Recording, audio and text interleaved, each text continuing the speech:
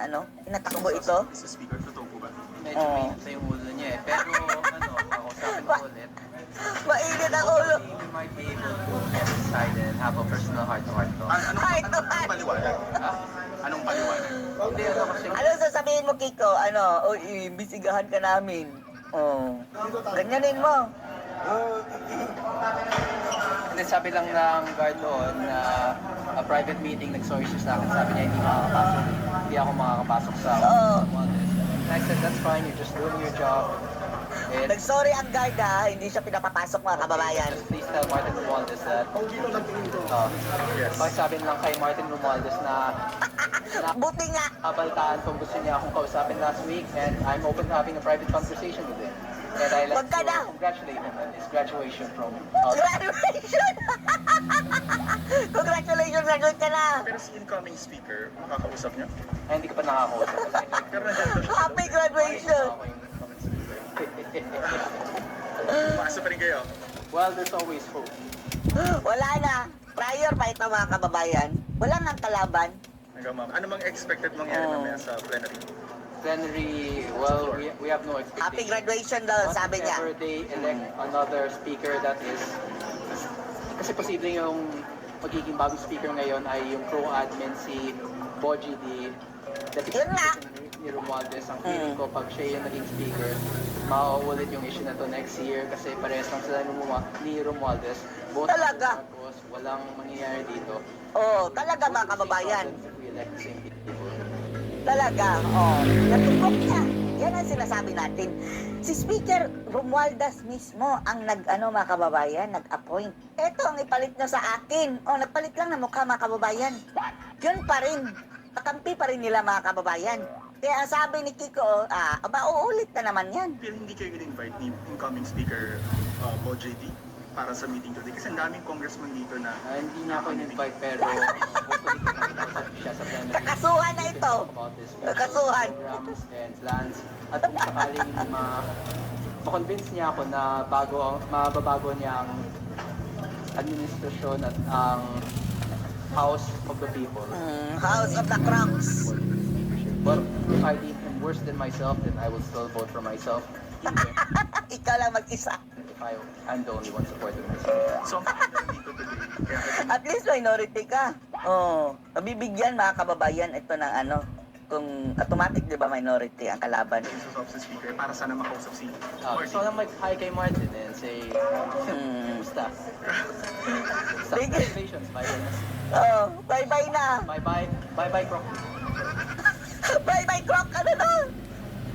So, congratulations, bye-bye. Bye-bye, Croc. Congratulations. Ano na? Croc? I hope you enjoy your retirement.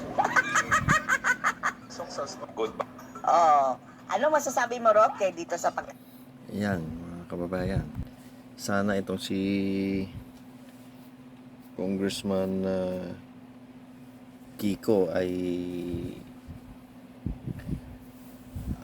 wag magbago ng linyahan kasi okay na siya sa mga DDS. Pero once na ito ay makumbinsin ng mga dilawan at kakalabanin nito si Inday Sara o kung sino man sa mga Duterte, wag naman sana. At siya'y napakabata pa, ay maaga rin masisira ang kanyang political career. So sana luminyan na siya sa mga DDS para nang sa ganon ako gusto ko itong batang ito sa totoo lang kung ikumpara mo ito kay Biko, wala. Si Biko para din lang mga traditional na mga politisyan na takot magbanggit ng mga pangalan ng kapwa politiko. Tulad ng kanyang tiyuhin na si Tuta Soto. Kaya hanga ako dito, sana ay patuloy niya lang na ipaglaban yung kung sa palagay niya ay tama at nakalinya sa ating mga DDS. At ako'y hanga sa batang ito. At yung ginawa naman ni Martin Romualdez na pag-resign ay para lamang kumalma ang mga tao Pero ang nangyayari ay siya din naman ang nag-appoint ng kanyang tuta na itong bagong speaker na kumbaga tuta niya rin dahil siya rin ang naglagay bilang speaker. So ano pang aasahan natin? E di ganun din. Kaya ang mangyayari, ika nga sabi ni Congressman Kiko, meow, meow, meow, eh ganun din. Bukas makalawa, dadating din sa pagkakataong magre-resign din para lang pakalmahin ang galit ng taong bayan. Pero sa halip, yung kanilang pagdadrama, dinadaan pa sa pagdadrama yung kanyang pagre-resign, lalong naadwa, lalo lang nagalit ng tao. Hindi na bobo ang taong bayan. Ito lang mga ito ang ginagawang bobo ang Pilipino. Kaya talagang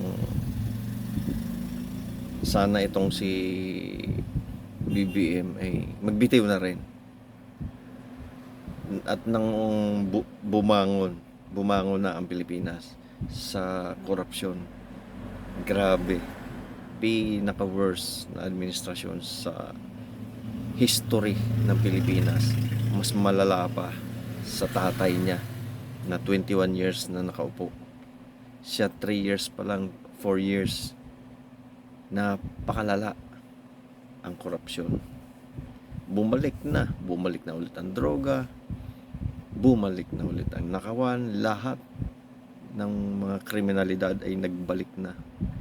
Hindi pa man ganun kagrabe kasi galing tayo sa pamumuno ng Duterte na nilinis ang Pilipinas.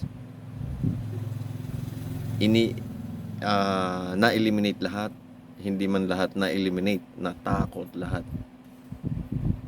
ang mga kriminal. Isipin nyo mga kababayan, nakulong na ang dating Pangulo, pero ang suporta ng tao lalong lumakas.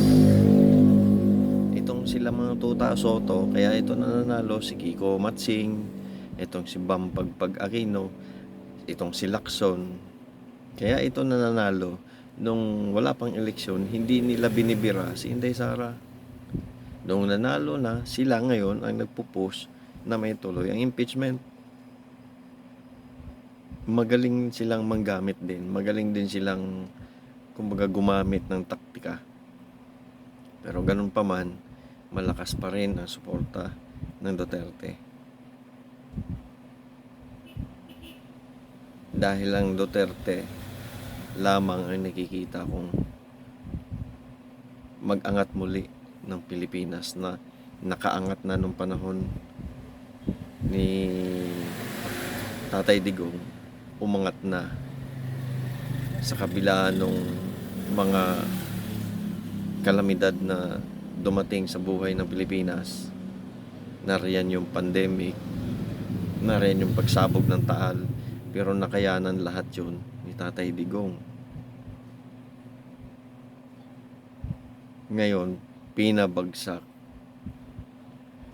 ng bangag na presidente na walang utang na loob. Lahat ng presidenteng nagdaan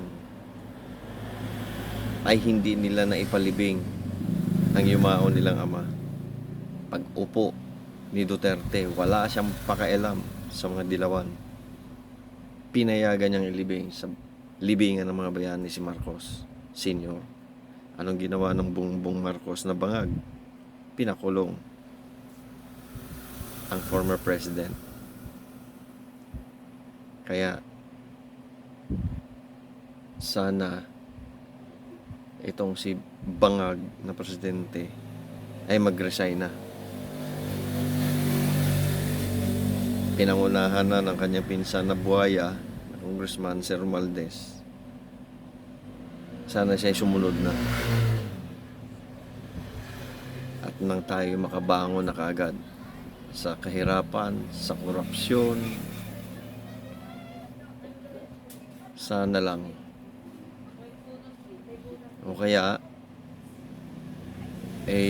kunin na sila ng amo nila na si Satanas.